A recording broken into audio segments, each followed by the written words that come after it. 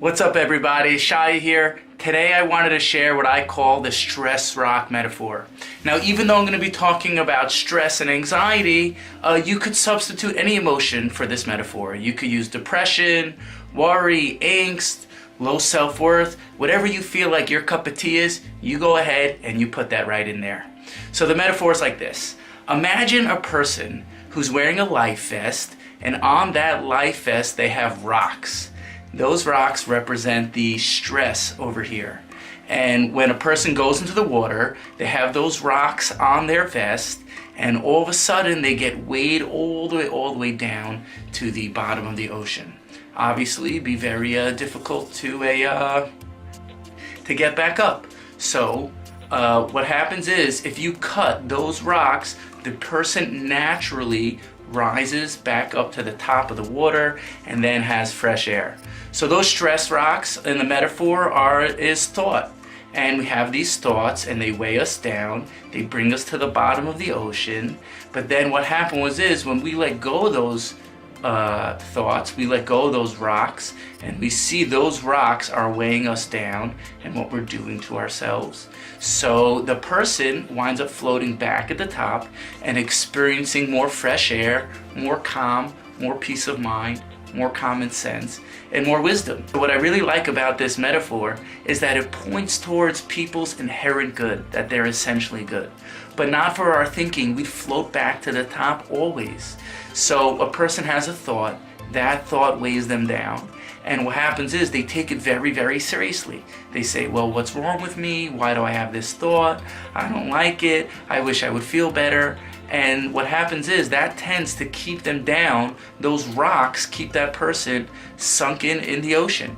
But when they see that it's coming from the power of their thought, it's coming from their thinking, it's coming from their own mind. So what happens is there's something in that allows those thoughts to dissipate and leave a person and allow a person to float back up to fresh air. But not for those rocks, a person would feel good all day long.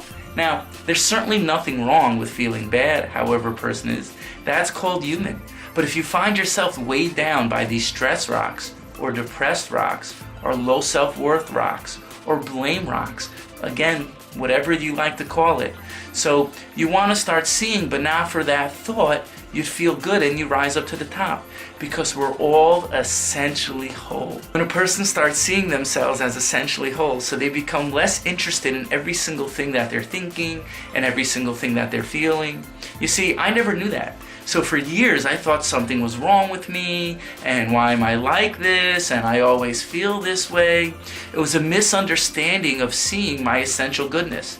It was a lack of understanding of seeing, but not for that thought I feel good all day long. So instead of riling myself up and making myself feel worse and worse and worse, I just see there's just a few simple stress rocks that are there, a few things that are weighing me down. That's okay, because I'll reset, and there's nothing wrong with feeling that way, because we're all divine in disguise. We're all manifestations of the universal intelligence behind life. So when we see ourselves as human, as part of this world, as part of the creation itself, we automatically gain a different relationship to our experience of life, and a different relationship to our thinking, and a different relationship to our feelings. So instead of thinking that we're inherently bad, what this understanding points towards is that we're all inherently good. And but not for that thought, we'd rise straight up back to fresh air and experience peace of mind, common sense, perspective, and wisdom. So I hope you found that helpful, and I look forward to sharing more. Have a good one.